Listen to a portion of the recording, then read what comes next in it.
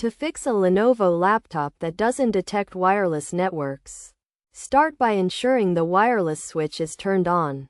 If your laptop has a physical switch, locate it at the edge and flip it to the on position, as this switch is used to enable wireless networks. If there is no physical switch, press the Fn and F5 keys simultaneously to activate it.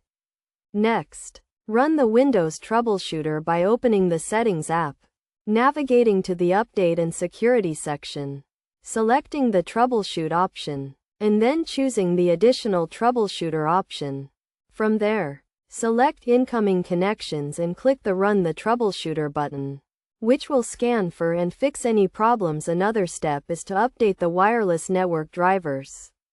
Open the Start menu, navigate to the Device Manager section, and then go to Network Adapters. Right-click on each adapter and choose the Uninstall option. After uninstalling, select the Scan for Hardware Changes option, and the up-to-date adapters will be installed on your laptop.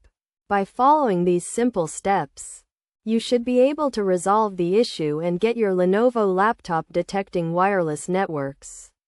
Again,